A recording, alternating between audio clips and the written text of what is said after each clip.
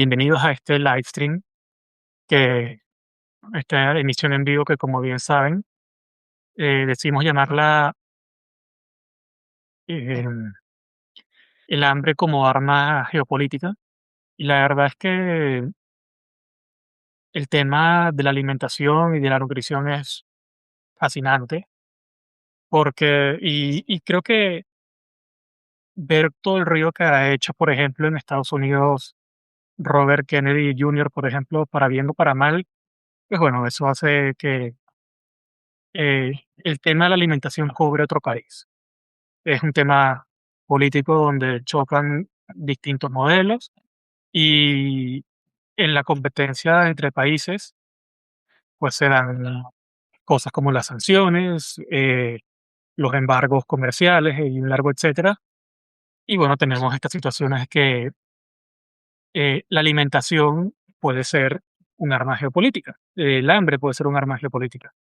Para hablar del tema me acompaña la doctora Marianela Herrera, que es egresada como médico de la Universidad Central de Venezuela, es máster en nutrición por la Universidad Simón Bolívar, también en Venezuela,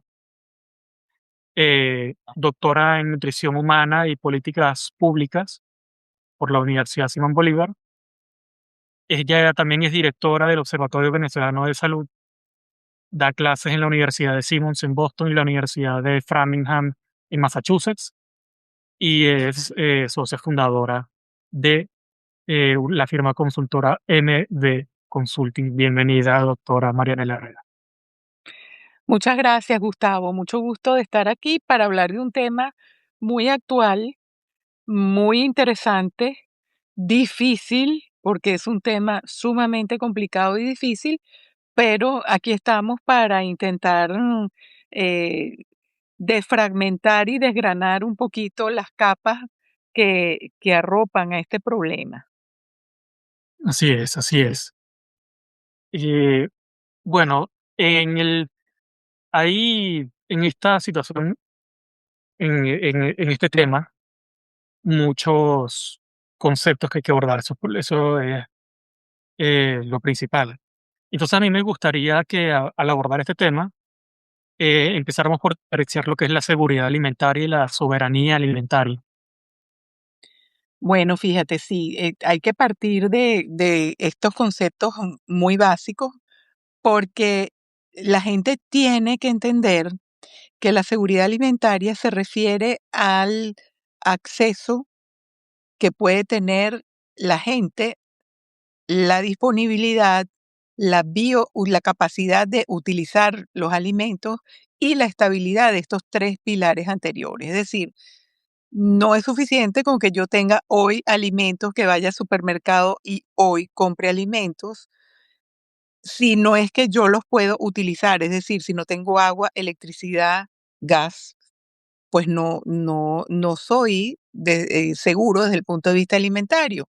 Pero es que además, estos 4 pilares que desarrolla la FAO desde 1996, se han estado discutiendo y están cada vez más en la palestra, porque en el mundo, ¿verdad? Hay una serie de controversias, una de las cuales es, en el mundo se está produciendo muchísimos alimentos, pero esos alimentos no están distribuidos de forma equitativa, no llegan a toda la población del mundo y cada vez más hay gente con experiencia de hambre e inseguridad alimentaria. Un número que realmente es importante porque se acerca a los 800 millones de personas y la experiencia de inseguridad alimentaria se espera que se multiplique hacia los 3.000 millones de personas en las próximas 2 décadas en un mundo superpoblado donde también se esperan tener 9.000 millones de personas. Entonces, realmente la capacidad para alimentar al mundo, ¿verdad? Y que todos tengan acceso a los alimentos disponibles de forma segura, de forma inocua, que los puedan utilizar y de forma permanente es sumamente importante. Se han desarrollado lo que se llama una petición para la acción de incorporar dos dos pilares más. Uno es la agencia, en tanto que la gente debería ser capaz de decidir cómo se alimenta con alimentos nutritivos, saludables y culturalmente apropiados, ¿verdad? Y la gente debería estar en capacidad de decidir qué puede, qué quiere comer y cómo se quiere alimentar. Y la otra es la sostenibilidad, es decir, no solamente que esto se cumpla en el momento actual, sino que sean sostenibles a lo largo del tiempo. Y tu otra pregunta, que en cuanto a la soberanía alimentaria, es la capacidad que tiene una nación de satisfacer las necesidades alimentarias de su población. Por supuesto que nosotros en un mundo ideal y un mundo distinto, nosotros tenderíamos a pensar, bueno, cada país puede producir lo que va a consumir, pero hemos visto ya por efecto de la globalización y por efectos del comercio, del intercambio comercial global, que esto no necesariamente es así. Entonces, nosotros vamos viendo cómo hay países que son más eficientes en producir unas cosas y países que son más eficientes con otras. No quiere decir entonces que todos los países sean soberanos desde el punto de vista alimentario cuando producen absolutamente todo lo que sus ciudadanos consumen, sino cuando son capaces de brindar de manera estable un- una dieta saludable, de hacer disponible una dieta saludable para todos sus ciudadanos. Entonces, desde ahí este concepto hay que revisarlo, desde ahí hay que discutir lo que es la soberanía alimentaria. Por ejemplo, tú podrías decir, bueno, en Venezuela se produce de manera eficiente harina de maíz precocida, pero no somos tan eficientes en la producción de harina de trigo. Entonces, si estamos utilizando harina de trigo, ¿cómo hacemos para hacerlo más eficiente? Quizás en Venezuela es mucho más costoso producir harina de trigo que harina de maíz. Entonces sale mejor, ¿verdad? Comprar los insumos para, para, para tener la harina de trigo en Venezuela y nos quedamos con la producción de la harina de maíz. Tradicionalmente ha sido así, pero por supuesto hay cambios y hay en el mundo actual donde que está lleno de conflictos, que está lleno de guerras, que tenemos muchísimos elementos disruptivos de lo que puede ser una vida normal, quizás entonces este, vamos a ver muchas alteraciones en la seguridad y en la soberanía alimentaria de las naciones. Claro, es que, o sea, para mí es un tema bastante importante de diferenciar porque eh, los países, a fin de cuentas, bueno, consumen de acuerdo a sus propias tradiciones, por un lado, Ujú. pero luego también nos estamos encontrando que la globalización y las finanzas globales, por así decirlo, poco a poco van empujando el monocultivo y, y entonces, bueno, nos encontramos con situaciones como que, bueno, que un país grande como Estados Unidos quiere empujar su producción agrícola a otros países y, bueno, el que haya viajado a Estados Unidos sabe lo mucho que se defiende Estados Unidos de la entrada de productos agrícolas de otros países. Luego también tenemos, recientemente también creo que fue, no me recuerdo qué secretario comercial de Estados Unidos o ayudante de la Casa Blanca, consejero, que decía que, bueno, que por qué India no estaba importando el maíz de Estados Unidos. Y yo digo, mira, yo no sé, yo no creo que en India se consuma maíz. Yo sé que se consume bastante arroz y muchas cosas, pero hasta donde yo sé, por ejemplo, el maíz se consume muchísimo en América del Sur con las distintas variedades que, por ejemplo, encontramos en Perú, en Estados Unidos también, en Venezuela, todas las preparaciones que tenemos de eh, harina precocida, eh, de maíz, quiero decir.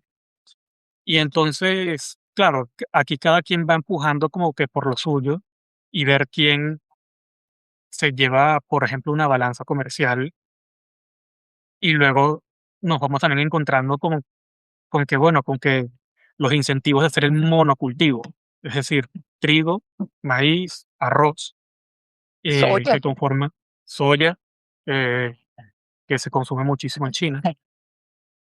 Entonces, a mí me gustaría saber cómo esos monocultivos, eh, o sea, porque sabemos un poco de ese lado financiero que, bueno, que puede ser muy complicado porque tiene encima gente por detrás que está apostando que sí con derivados financieros y bueno, no, no es la idea meterse ahí, pero oye, el monocultivo y, y, y las dinámicas de producir para exportar tienen que tener alguna consecuencia en la seguridad alimentaria, ¿no?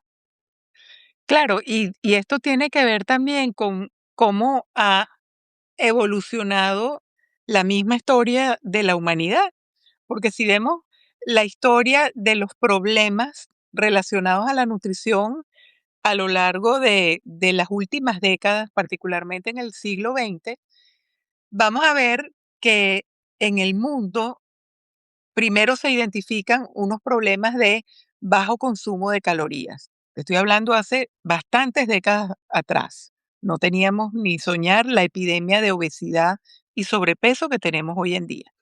Pero hace mucho tiempo se identifican los problemas del bajo consumo de calorías en el mundo. Después esto cambia y se cambia el problema de las calorías por el problema de la baja ingesta de proteínas. ¿Ok? Entonces, allí tenemos como un cambio en la aproximación y siempre queda como, siempre haciendo el centro de que los problemas asociados a la alimentación hay que resolverlos solamente con distribución de alimentos, de la forma que sea, bien sea porque hay un consumidor que va a ir a comprar, bien sea porque va a haber una asistencia alimentaria que va a llegar a una emergencia y va a distribuir alimentos, o bien sea de cualquier otra forma. Entonces, ¿qué, qué es lo que sucede? ¿O cuáles han sido los elementos clave para uno decir, bueno, hasta dónde estos monocultivos han tomado parte en todo esto? Por supuesto, si nosotros estamos pensando que hay un déficit de calorías, entonces nosotros, y con el desarrollo tecnológico que ha habido en la humanidad, pues es lógico pensar que el desarrollo tecnológico nos haya llevado al cultivo de grandes extensiones, ¿verdad?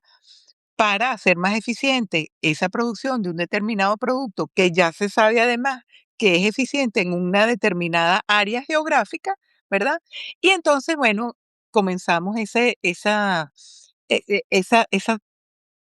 cultivo, ¿verdad?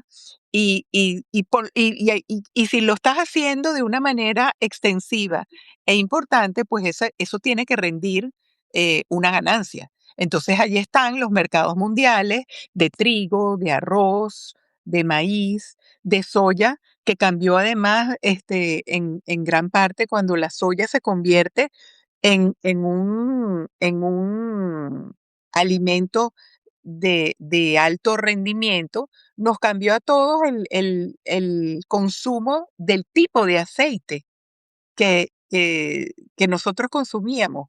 En tiempos pasados, el gran o uno de los grandes eh, productos eran los diferentes tipos de aceite y entonces nosotros veíamos aceites de maní, aceite de maíz, aceite de ajonjolí, pero el mercado del aceite de soya realmente, hemos visto aceite de girasol, aceite de canola, muchos de estos, ¿verdad? Que además son los que se utilizan en mayores cantidades para la cocina y para muchas otras preparaciones de las familias y de las comunidades. Entonces, claro, la soya nos cambia a todos ese hábito de consumir aceite que fue variando. ¿Por qué? Bueno, porque se hizo muy eficiente el consumo de soya y el consumo en particular del aceite de soya. Entonces, eso fue además como una estrategia para que hubo que se expandió a través del comercio global alimentario. Y por eso es que vemos también eh, hoy en día desde la perspectiva del cambio climático y de la, y del daño al planeta, ¿verdad? Entonces empezamos a ver a estos grandes cultivos con un poco más de cautela y empezamos a ver, bueno, cuánto daño se ha realizado en esos suelos para que nosotros podamos ver cómo se pueden revertir, cómo se pueden mejorar y qué es lo que habría que hacer para poder superar eso. Claro, es que, bueno, por ejemplo, por un lado, me quedo yo con la idea de que, bueno, hay un margen, hay una especie de, sí, de gap entre lo que es posible o lo que ha sido posible y lo que se puede y lo que era ideal. Entonces, en su momento, por ejemplo, ahorita que recientemente, relativamente reciente, ocurrió el cambio de la pirámide alimenticia en Estados Unidos. Eh, bueno, yo no lo veo ni tan bien ni tan mal, o sea, para mí es una cuestión de, eh, en su momento el trigo era una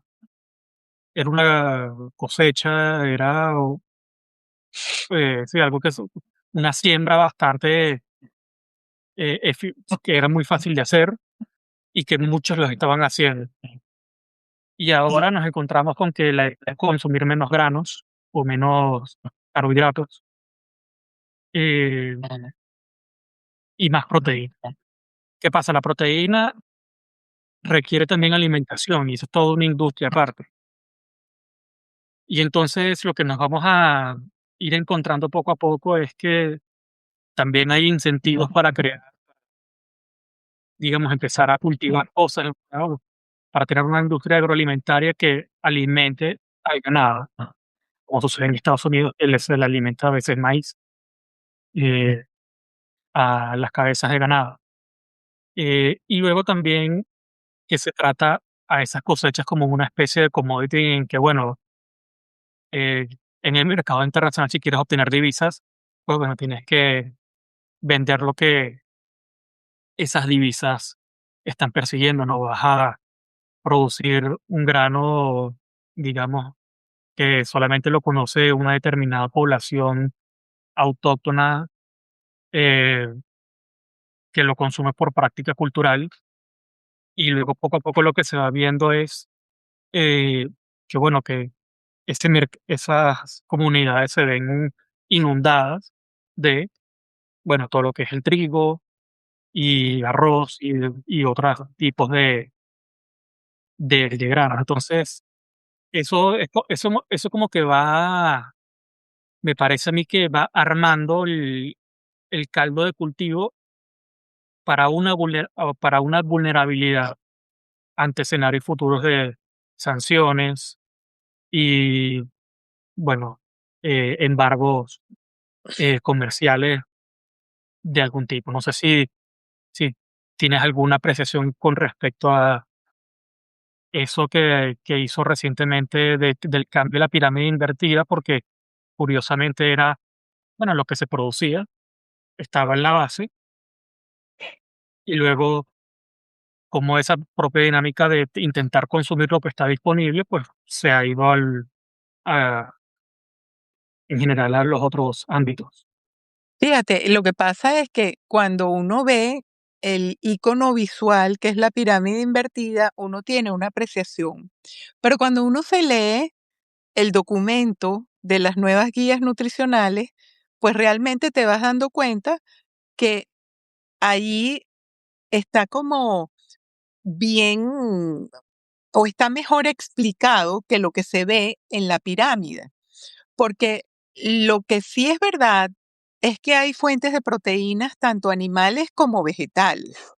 Y la gente tiene que estar consciente de que la complementación proteica que tiene que existir en el lado de la proteína de origen vegetal es muy importante y la proteína animal que produce una serie de importantes de efectos colaterales, como por ejemplo, eso que tú decías, bueno, al ganado hay que alimentarlo, al ganado tiene emisiones de gases, hay una serie de elementos que hay que considerar. Que ojo, la agricultura también tiene tiene su parte de contribución en este tema de compromiso de la salud del planeta. Pero quizás en el lado del origen de las proteínas, en el lado animal, pues resulta bastante más obvio de verlo, ¿no? Em, Realmente la moderación al comer es la clave. O sea, cuando tú estás comiendo, las recomendaciones siempre han sido muy claras. O sea, hay una, y es importante aclarar que las dietas que son desbalanceadas, es decir, que como escucha de repente uno decir, no, ya no voy a comer más nunca carbohidratos. Wow, eso no es posible y tampoco es saludable, porque el carbohidrato es la energía, son los alimentos que proveen energía no solamente al cuerpo en general, sino al cerebro. Entonces, tener un aporte de carbohidratos siempre será muy importante. Las grasas son el reservorio de la energía y las proteínas son la estructura. Entonces, yo creo que hay mucho de cómo se interpretan los mensajes y cómo eh, necesitamos nosotros em, saber e informar a nuestros consumidores y a nuestra población, ¿verdad? Para que desde un conocimiento nutricional básico e integral puedan tomarse mejores decisiones en el día a día para las personas, para la familia y dejar un poco de lado porque ciertamente la geopolítica de la alimentación tiene mucho que ver o ha tenido mucho que ver con todo esto que mencionábamos con anterioridad, que es la producción de soya, la producción de trigo, la producción de maíz, de estos importantes rubros y son importantes porque al final proveen energía. O sea, van a mantener la actividad corporal y van a, de alguna manera, a suplir un aporte, ¿verdad? Calórico de la persona, pues, que está consumiendo. Y nada más que hay que ver, por ejemplo, las disrupciones en el mercado mundial, por ejemplo, el trigo, lo que pasó con la guerra de Ucrania y Rusia, lo que pasó en el mercado mundial de trigo, un desbalance completo. Y vimos los paquetes de harinas de trigo, los precios disparados en aquel momento, y lo que ha tomado estabilizar nuevamente ese mercado mundial de trigo. Entonces, fíjate cómo todo se va conectando entre sí y cómo todo realmente, bueno, tiene un papel y un rol que juega, porque dentro de todo el escenario mundial, ¿verdad? Nosotros también tenemos que pensar que nosotros vivimos en una era de tecnología urbana y cuando uno dice, bueno, ¿cómo nos vamos a alimentar nosotros? Vamos a tener nosotros unas maceticas de maticas en las cocinas para alimentarnos. No, nosotros también dependemos de esto. Las maceticas en la cocina se pueden tener para tener mayor variedad en la dieta y para agregar sabor a la cocina. Pero igual tú y yo tenemos que ir a un automercado a hacer la compra de los alimentos para nuestras casas. Entonces, allí tenemos que estar muy conscientes y ser realistas del mundo en que estamos viviendo.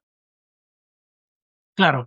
Y además hablando del tema de Rusia y Ucrania, es que también cuando empieza a haber esa disrupción por la guerra y las sanciones, a los productos rusos, pues también nos encontramos con que Rusia tenía un buen una muy considerable cuota del mercado en el sector de los fertilizantes. Y claro, los países que son exportadores netos de productos agrícolas empiezan por un lado, o sea, ya están vulnerables porque suelen ser países que no pueden importar comida, sino que tienen que necesitan insumos para producir ellos y empezar a vender al mercado global. ¿Qué pasa? Otros países, ante una subida de precios, pues pueden ir a ese mercado global y bueno, y no pasa nada. Pero estos países quedaron vulnerables, van a tener cosechas más reducidas, peores, y bueno, y entonces empezamos a ver eh, unos efectos un poco más severos y que uno no consideraba así a priori. Y luego, por otro lado, pareciera que está normalizado en el discurso esto de que, bueno, se hace un embargo a un país por, porque, bueno, porque se le considera un país autoritario que no, y que no comulga con los valores de uno. Y esos valores pues, los podemos llamar democracia, por ejemplo. Eh, pero el caso es que se está también haciendo una campaña de responsabilización colectiva, porque, bueno, un embargo comercial significa que nadie le compra a ese país eh, cosas, nadie le vende a ese país combustible, y entonces ahí tenemos, tanto por disponibilidad como por la preparación de la comida, un aumento importante de la inseguridad alimentaria. En este momento yo pienso en Cuba, que no será santo de mi devoción, pero mira, no es justo que la gente pase hambre Claro, y exacerbar el hambre. claro, fíjate, y fíjate que estos focos que son como estallidos y van dándonos a nosotros como unas señales, ¿verdad? De lo que va ocurriendo y debe constituirse en un llamado a la reflexión, porque, a ver, cuando nosotros hablamos de alimentación, tú puedes hablar de muchas cosas y puedes decir, bueno, qué necesita una sociedad y bueno, necesita carreteras, infraestructura, pero la gente necesita alimentarse siempre, o sea, la alimentación siempre es fundamental. Entonces, para que haya vida, tiene que haber alimentación y nutrición, básicamente. Y cuando estamos hablando de todos estos componentes, y fíjate todos los factores que hemos hablado que están interrelacionados con alimentación. Es decir, todo esto tiene que ver con la consecuencia final de alimentarte adecuadamente o no, que es el estado nutricional. Fíjate que en estos días ponía alguien una caricatura en uno de los newsletters de salud que yo recibo. Y era bien interesante porque la caricatura era que el desempleo le había causado un infarto a una persona. Entonces tú dices, ¿cómo que el desempleo le causó un infarto a una persona? Bueno, esa persona pierde su trabajo, no puede acceder a los alimentos saludables que usualmente consumía, entonces empieza a comer comida que no es tan saludable, que es más cargada en calorías. ¿Por qué? Bueno, porque es más barata y es lo que puede acceder. Y entonces, ¿qué hace? Finalmente termina desarrollando una enfermedad cardiovascular. Entonces, ¿qué, qué, qué es lo que estamos viendo? Y una de las grandes reflexiones de esta época, de este mundo contemporáneo, bueno, es que la alimentación primero es un pilar básico de la sociedad, lo sigue siendo, pero además los factores determinantes de una buena alimentación cambiaron mucho en los últimos 150 años, ¿ok? Porque desde tiempos inmemorables, de hace millones de años que existen los primeros seres humanos, ¿qué pasaba? La alimentación era un proceso simplemente, eh, una alimentación, éramos cazadores, recolectores, pescadores, y así era el mundo, y eran vidas cortas. Entonces, los seres humanos vivían a lo sumo 20, 25 años, cuando mucho, por todos los riesgos de vivir en esa misma naturaleza que bueno, y todos los retos para la sobrevivencia que eran productos de ese mundo, en el cual vivían los primeros humanos. ¿Qué ha pasado con la evolución y el cambio de la dinámica de los humanos? Bueno, que hoy en día vivimos en ciudades, tenemos el mismo cuerpo que no se ha adaptado a que en cada esquina podemos encontrar, eh, una comidita o un dulcito o lo que nosotros estemos pensando, ¿verdad? Y nuestro sistema y nuestro cuerpo sigue siendo el mismo, ese mismo cuerpo que siente que pasó sin comer varias horas y como que no va a volver a comer, ese gen ahorrador está presente. Entonces, si nosotros seguimos por esta vía, bueno, por eso es que estamos viendo la epidemia de obesidad que estamos viendo, por eso es que vemos un mundo que realmente lucha o debe luchar por tener menos brechas en la distribución de esos alimentos y de los determinantes asociados a la alimentación.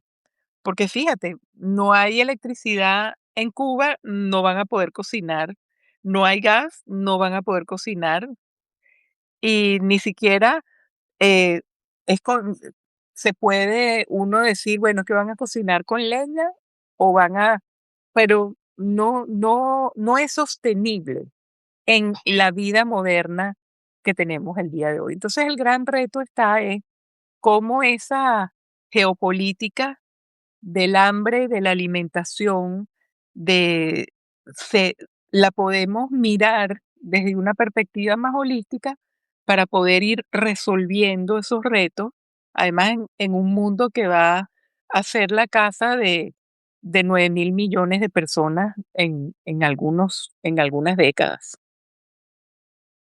Sí, a ver, por ejemplo, para mí el caso de hambre como arma geopolítica tiene que ser, bueno, por lo extendido en el tiempo, eh, el embargo contra Cuba, que es básicamente desde la Revolución Cubana, prácticamente, desde que llegó al poder. Luego también hay otro caso que por la retórica creo que también queda claro que es el uso del hambre, de la comida y del flujo de la comida, que es el caso de Gaza. Y luego también hay, no sé si hay el caso venezolano puede ser un poco más híbrido porque Venezuela es un país más grande que Cuba, mucho más grande que Gaza. Y entonces, claro, el tema de las sanciones afectó mucho a Venezuela porque era un país que se dedicaba al petróleo y entonces, claro, uno no puede comer petróleo. Entonces, eh, Pero fíjate que en el y, y, caso, y, ujú, a ver, lo que quería tampoco es que, digamos, eh, liberar de su responsabilidad al gobierno venezolano. O sea, eso por un lado.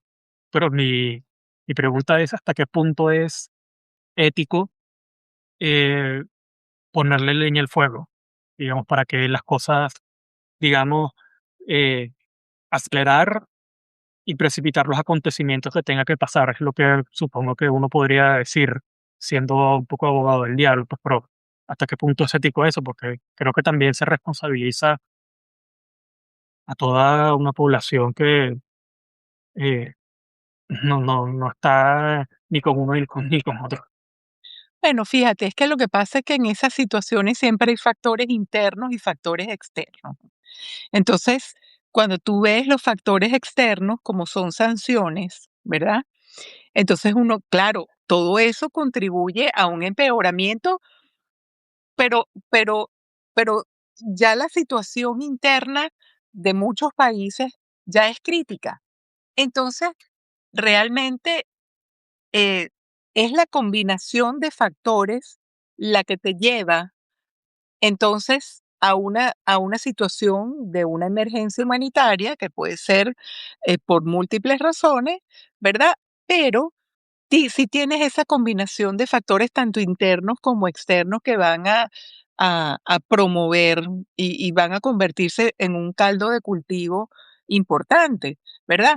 Porque además, como la comida y los alimentos se convierten en una herramienta para el control. Entonces, bueno, si no haces esto, no te doy esto. Y si no, y si no haces, no me das tales y tales datos, yo no te doy esto. Y entonces yo puedo controlar esto. Y fíjate, y lo vemos en prácticamente todas partes del mundo. Hace unos 3 años en el mundo hubo un problema enorme con venta de huevos. Y hubo unos huevos que estuvieron expuestos a una enfermedad y a una de las gripes aviares. Total, es que se dispara el precio de los huevos porque había mucho menor disponibilidad de huevos.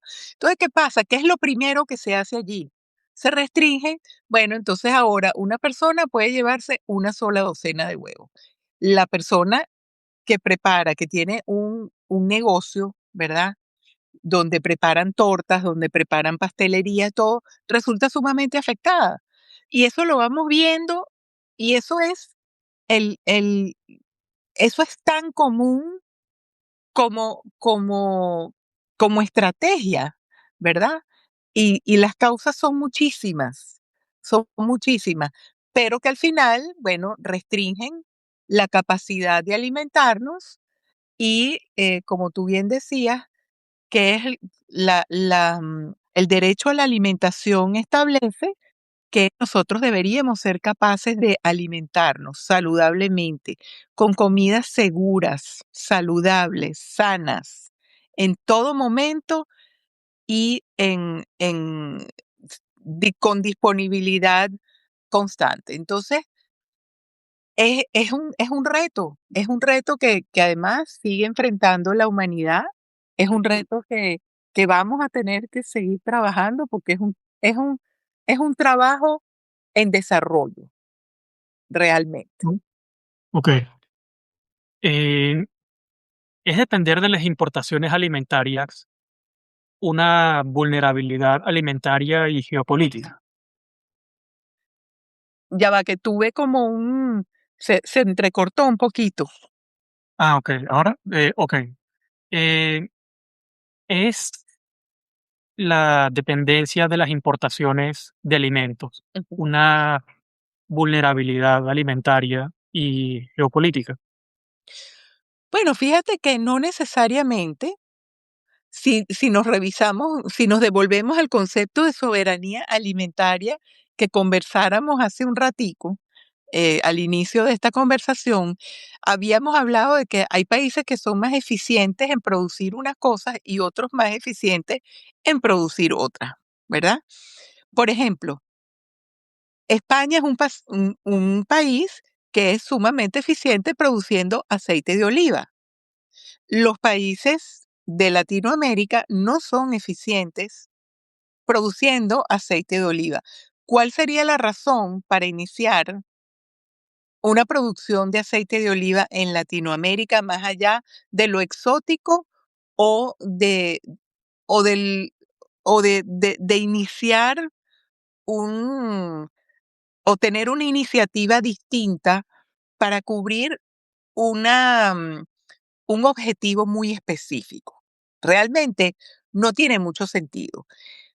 Una de las razones por las cuales, fíjate, y esto tiene que ver hasta con situación geográfica y voy a poner el ejemplo de Venezuela y el cultivo de trigo, porque claro, y fíjate todas las derivaciones que trae esto. En Venezuela, la región andina es la región donde el trigo importado que viene con los conquistadores, ¿verdad? Se logra adaptar.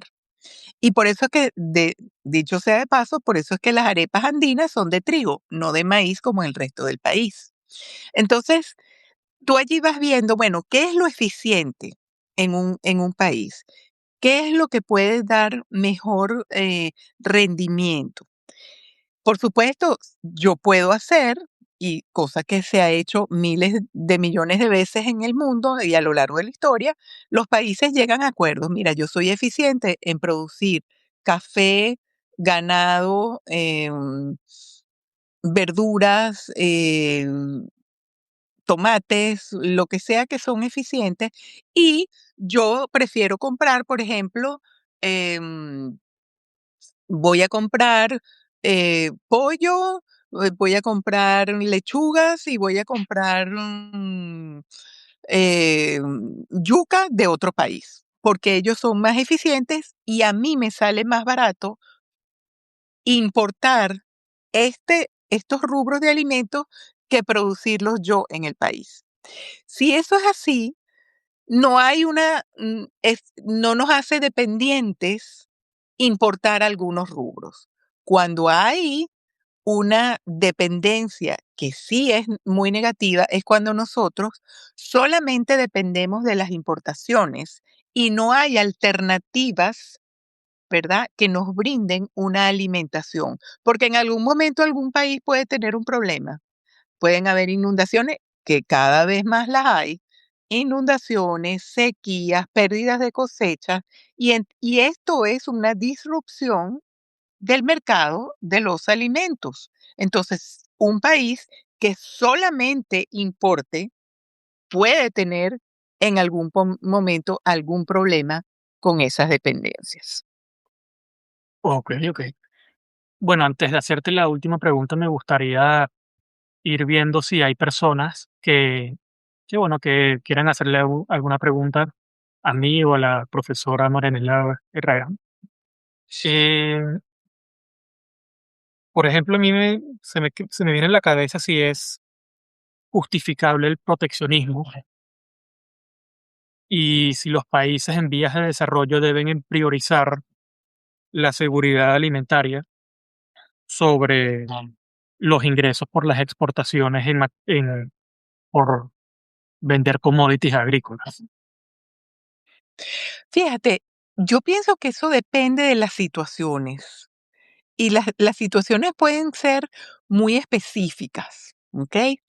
Tú puedes tener, por ejemplo, un país como eh, como Sudán al día de hoy, que tiene una crisis enorme, que es una de las crisis más eh, terribles del último año, Sí, bueno, sinceramente, a yo nivel creo que es mundial. o sea, a nivel mundial es un país que que es una barbaridad lo que están pasando esas pobres gente por allá. Sí, no, de verdad que es terrible. Entonces, cuando tú tienes una emergencia allí, entonces, de esa magnitud, bueno, tienes que tener estrategias de protección y vas a tener que establecer, porque no todo el mundo va a poder trabajar para llevar una vida digna y al final del día va a mejorar mucho la calidad de la sociedad en general si se implementan programas de protección social en determinadas oportunidades. Ahora bien, ¿qué es lo importante? Tú puedes establecer esos programas de protección social Do y eso está bien. Quizás donde fallamos es en no, planificar la salida exitosa de esos programas. Los asumimos como que si van a ser eternos, para toda la vida, ¿no? Yo creo que allí está una gran clave podría estar una gran clave del éxito en el manejo de las gestiones humanitarias y de la protección social, siempre apuntando hacia la mejora de la independencia de la gente, porque si nosotros pensamos qué es lo que quiere la gente, bueno, la gente al final quiere vivir bien, quiere estar bien y quiere ser independiente. Si nosotros pensáramos en los mecanismos de protección social desde otra perspectiva, desde la perspectiva de que son temporales y desde la salida exitosa de esos programas, creo que haríamos una gran contribución a la agenda mundial alimentaria en estos momentos. Okey, sí, la verdad es que suena bastante bien esa apreciación como para terminar esta misión en vivo. Eh, no sé si es por un tema de refrescar la pantalla, pero no me parece alguna pregunta, entonces creo que lo podemos dejar hasta acá. Bueno, y cualquier Eh, cosa pueden dejarlo en los comentarios y se las contestamos. exactamente. Entonces, bueno, muchas gracias, doctora Marianela Herrera, y a las personas que se unieron a esta emisión en vivo para hablar un poco sobre nutrición y política internacional. La llamé eh, el hambre como arma geopolítica, por decir algo, y así aprovechar para ver qué surgía con ese foco de conversación. Entonces, bueno, sin más que agregar, nos despedimos. Yo, Gustavo, y la doctora Marianela. Un abrazo. Chao.